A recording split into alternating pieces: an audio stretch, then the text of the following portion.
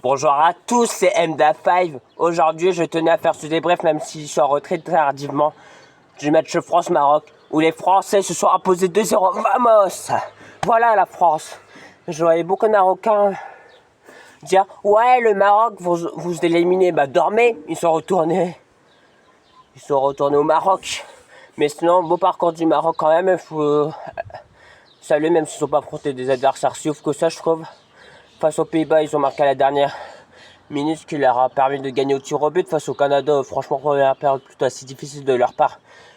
Heureusement, vous avez été solide, que vous avez été efficace pour marquer, mais sinon, je n'ai pas trouvé un gros Maroc durant cette Coupe du Monde, contrairement à 2022. Donc, vous avez viré Walid Regragui. Au final, certes, votre sélectionneur, il a l'air très bien, mais je trouve qu'en termes de gens, on voulait que ce soit mieux, mais j'ai trouvé que c'était un peu en dessous. Donc, c'est mon avis. Mais Kylian Mbappé est égal avec Lionel Messi durant cette Coupe du Monde. Franchement, Kylian, on le critiquait. Même moi, je le critiquais avant la Coupe du Monde. Je disais peut-être qu'il devrait être remplaçant. Mais non, il nous a tous fait taire 7 buts en quart. Depuis,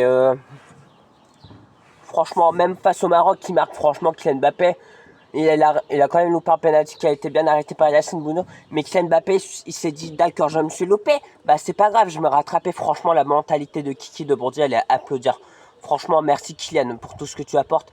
Et Ousmane Dembélé, il a réussi à marquer un but et sur une frappe qui était bien touchée par Yacine Bounou. Mais malheureusement, pour le Maroc, la frappe est trop forte pour que ça soit bien arrêté par Yacine Bounou.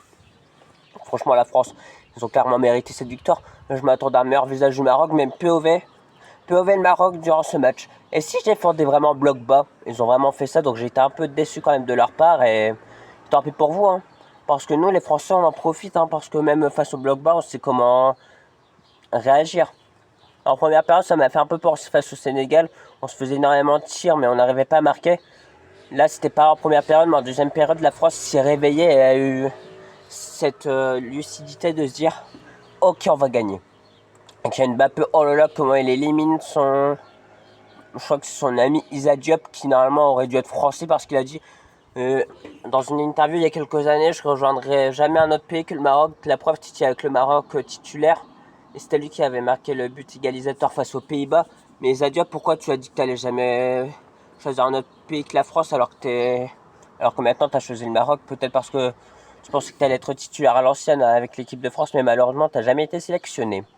Bref, franchement, le match du Maroc a été difficile. Même Ayoub Boadi qui s'est vite fait remplacer, je l'ai trouvé que c'était vraiment un match décevant de sa part. Franchement, tous les joueurs marocains, à part peut-être Achraf Hakimi qui grattait quelques ballons, mais sans plus.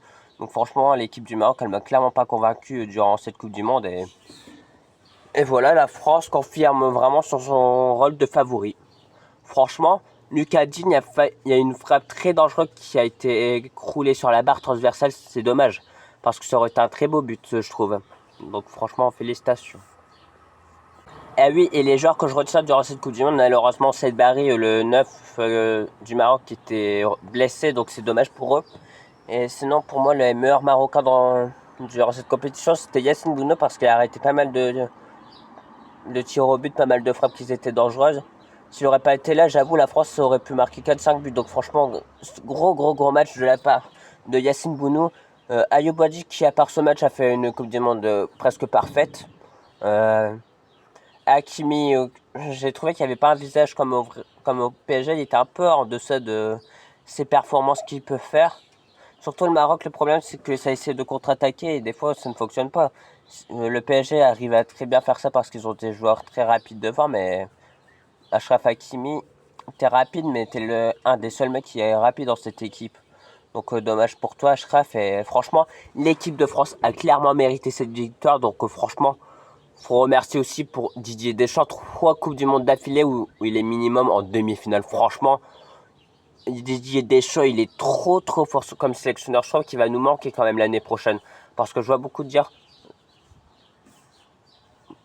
personnes dire oui, mais c'est normal. Mais non, c'était pas normal de réaliser ce genre de choses, surtout lorsque t'es Didier Deschamps qui était critiqué une fois arrivé en 2014. Mais franchement, merci pour tous les travaux que tu as su faire, Didier Deschamps. Tu as su instaurer une bonne équipe, une cohésion.